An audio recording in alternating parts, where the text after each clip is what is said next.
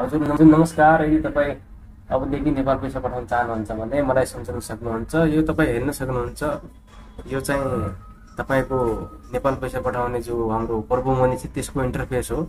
यसको मैले agent ID लिइसकेको छु। तपाईँहरू मलाई सम्पर्क गर्न सक्नुहुन्छ। सम्पर्क नम्बर म छोडिदिनेछु।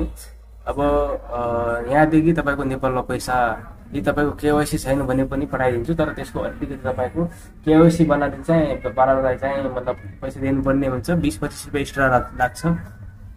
बाँकी तपाईँको पैसा यहाँबाट सिधै नेपालको अकाउन्टमा पनि जान्छ। त्यसपछि तपाईँको के भन्छन् आइएमई पनि हुन्छ प्रोबाट नै।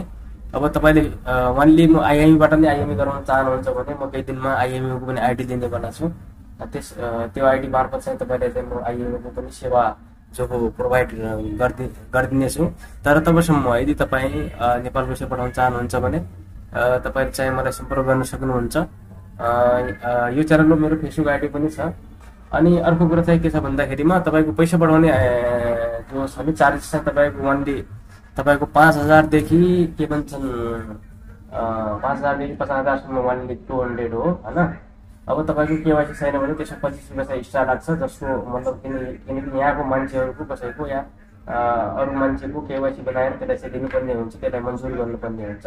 तर पैसा चाहिँ तपाईँको अकाउन्टमा सिधै पुग्छ। तपाईँको 1000 देखि 5,000सम्म 150 मात्रै हो। यो चाहिँ तपाईँको चार्जेस हो। योभन्दा बढी तपाईँलाई लाग्दैन। जहाँबाट पनि इन्डियाको जुन ठाउँबाट पनि तपाईँ चाहिँ सम्झन सक्नुहुन्छ। अनि त्यसपछि अर्को कुरा चाहिँ म चाहिँ अहिले नवी मुम्बईमा छु। नवी मुम्बई भन्दाखेरि सम्झिनुहोस्, अब एक्ज्याक्ट लोकेसन नभनौँ, प्राइभेसीको लागि पनि राम्रो हुँदैन। अब यताबाट हुनुहुन्छ भने त्यही हो। बाँकी तपाईँ सम्झन सक्नुहुन्छ। यदि तपाईँलाई यो कुराको जरुरत छैन भने तपाईँको कुनै साथीलाई पनि यस्तो जरुरत छ, नेपाल पैसा पठाउन चाहन्छ तर त्यहाँ चाहिँ एजेन्टहरू छैनन् भने तपाईँ चाहिँ यो भिडियो चाहिँ त्यहाँसम्म पुगाउन सक्नुहुन्छ। अहिलेसम्म हेर्नुको लागि धेरै धेरै धन्यवाद।